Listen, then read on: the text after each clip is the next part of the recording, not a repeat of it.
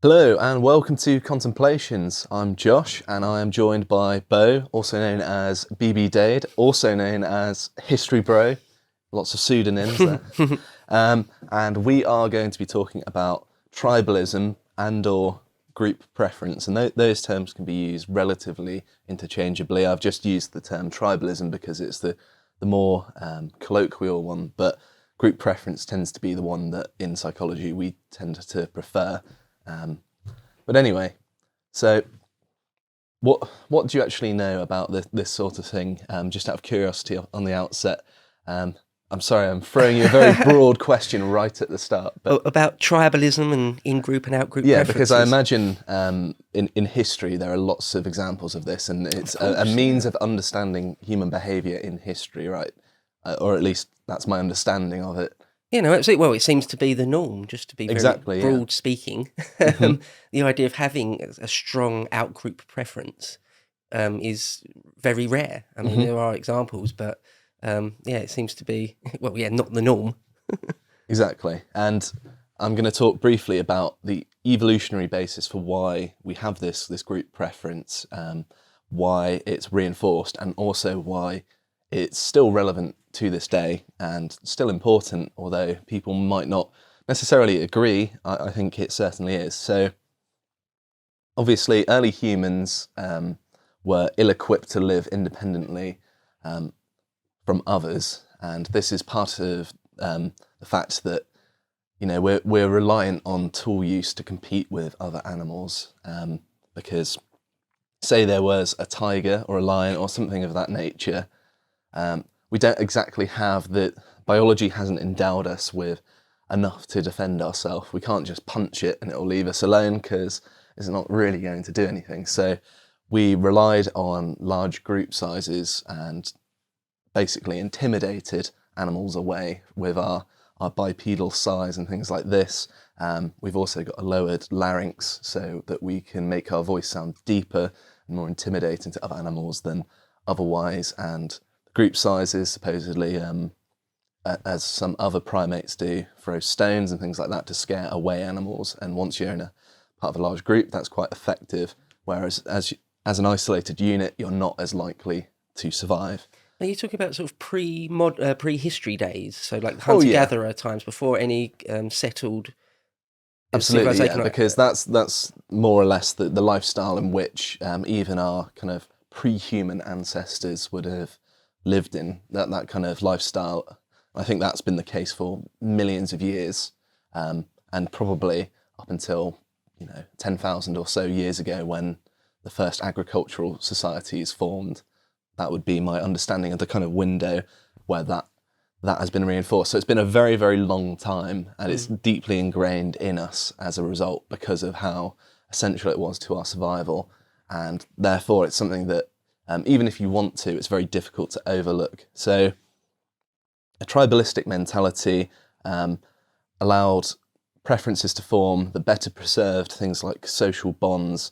And when things became difficult, it meant that individuals still remained somewhat more committed to the group which they were dependent on. And it's part of keeping group cohesion in the face of adversity, more or less. Because if you've got more of a vested interest with your in-group rather than joining, say, a competing group, which actually will work to the detriment of your original group, then it's going to be helpful to you. So, of course, when living that kind of hunter-gatherer lifestyle as well, there are days where you may not actually catch anything or have enough food. So it also makes sense to collaborate with other people, because there may be some days when they catch something and they have more than they can possibly eat. With, they kill a large antelope or something, I don't know. And there's no way that one person can eat that whole thing before it spoils, and therefore it makes sense for them to share it out and get something in return in the future when they might not be doing so well. And that's another reason why there's a strong kind of reinforcement of working together as a group, and why we're such social animals is because our survival did depend on that. And with the size of our brains and the manner in which we hunted, where it was quite a lot of travelling. That's why we're bipedal, it's more energy efficient. But it would also mean that we consumed a lot of energy, and therefore it's very important to kind of get that regular caloric intake to carry on going, because once you hit a certain point, even if you're still up and running, you might not have enough calories to catch what you're looking for, and then that's it for you. So it's clear that this has a kind of survival basis. It's purely based on the practicalities of the limitations of being something that needs calories and needs to avoid predators. That's the basis for this in-group preference, and it's true amongst non-human primates as well. I mean, you look at chimpanzee tribes, and they obviously they can go between tribes, much the same as the kind of evolutionary theorists might suggest about early humans. But more often than not, they're born into a tribe, they stick to it, and perhaps it might splinter into two groups that then split the territory as well. But it makes more sense for them to stay together as one larger group because they're more effective that way. And that seems to be the reason for this in-group preference. And of course, in forming this in-group, it allows you to compete with other humans as well for scarce land and resources, which is pretty much the setup for things like nation states down the line and things of that nature.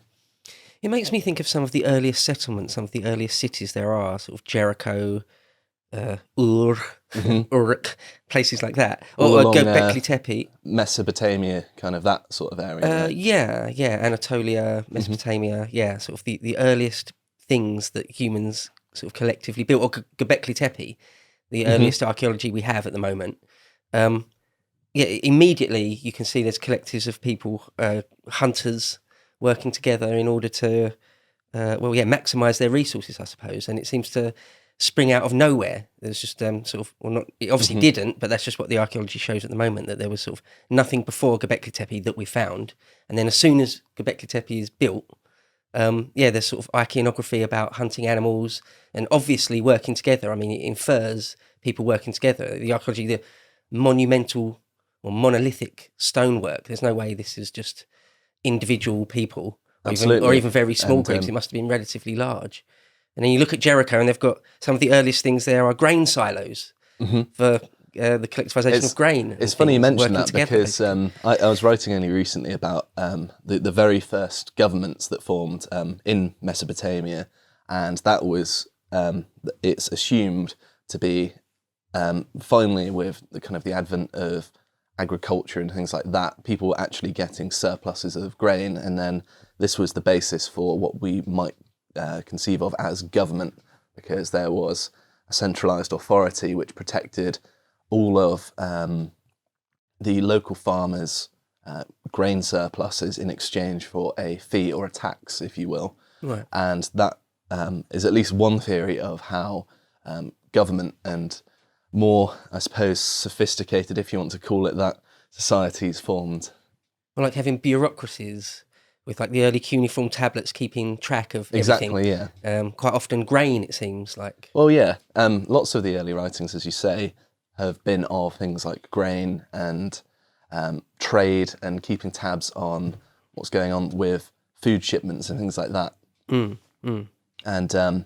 that seems to kind of support this notion that for kind of particularly early human beings, before we had all this technology to support us, we were very dependent on one another to survive.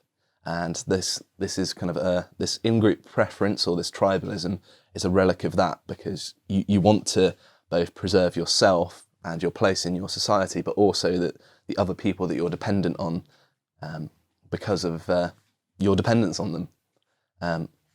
And one thing I would like to draw attention to is this really good research paper from 2019, which is just simply titled "Tribalism is Human Nature."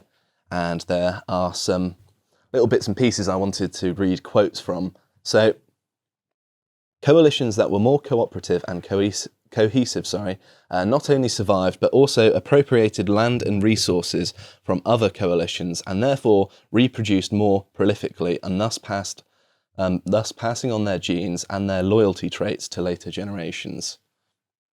So it's more or less saying that those who collaborated most effectively were able to capitalize on the most resources and therefore reproduce the most, and therefore, that's from a Darwinian sense the end of your kind of the end goal of existence. But that having a deep gene pool is a good thing, isn't it? I wonder, it's actually when you talked about chimpanzee troops, I wonder if they know that. Obviously they wouldn't know it sort of explicitly, but I wonder if there's something there that they somehow know on some level that having a deeper gene pool is better, i.e. a bigger group. Well, I know that once a chimpanzee troop gets too big, eventually a male that's somewhat disaffected will create a splinter group and kind of take another portion to another territory where they are more likely to come into contact with other primates outside of their original group. I think it's like a self-corrective where if a group becomes too big and too, I don't know, what's the word? Like they're too involved with one another, then it's not going to help them genetically speaking. They need some degree of outside influence, otherwise their genes are going to, in a kind of inbreeding sense, become stagnant. And it's not going to help them because, of course, we know that inbreeding is bad. One only need to look at the English Pakistani population to see that is the case. I'm not being rude there. I mean, it's like 1/3 of all birth defects is from these things in the UK. Not ideal to marry your first cousins, is it? No, I mean, down in the West Country we are somewhat used to it. But the quote goes on to say, because coalitional coordination and commitment were crucial to group success, tribes punished and ostracized defectors and rewarded loyal members with status and resources, as they continue to do today, they suggest, and thus displays of loyalty and commitment to other group members of the tribe also enhances individual level fitness by increasing status and resources and minimizing the risk of ostracism. Over time, this practice would select for traits that signal and enhance coalitional commitment, such as in-group favoritism. Tribalism, therefore, is natural, which is the line I've taken for the thumbnail, actually. So I think that all makes relatively intuitive sense, right?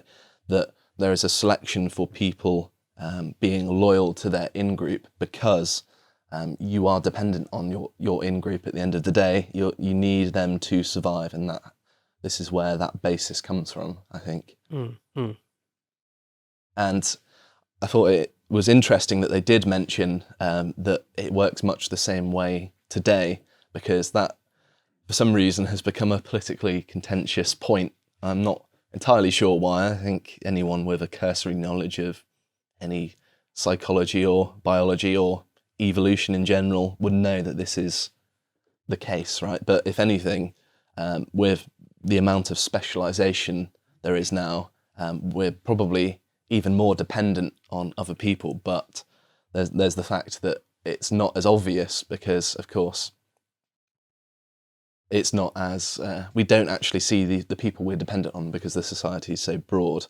But because we're specialised, say we had to forage for food or start farming for ourselves, there's no way we'd be able to do that. Whereas the earlier in the past you go, people had more general skills where they were actually probably less dependent on other specialisation than we are now.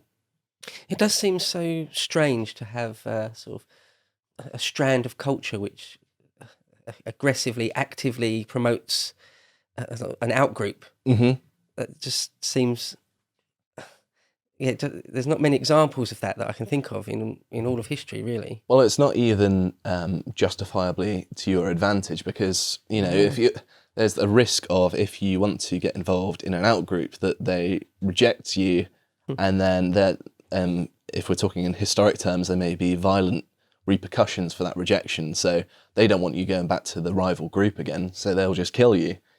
So it's kind of playing with fire a little bit, because your in-group accepts you, but if you go to this out-group, maybe things will be better. But there's also a huge risk in there not being civil relationship between both groups or you and this new prospective group, and they could reject you, kill you, and then have a better chance at getting resources from your original group. So it's one of those things where if you break it down to its kind of logical components, it makes sense why people would just stick to their own group, even if they weren't necessarily happy with how things were going. And we see this with primates, where, say, the alpha primate, the alpha male, will be disciplining other males that challenge their authority in a pretty brutal way, like biting them, giving them serious injuries that may stick them for life, but they don't just disappear off. Their survival's still dependent. They might keep their distance, but they still understand that they've got to stay within that group to survive. To watch the full video, please become a premium member at lotuseaters.com.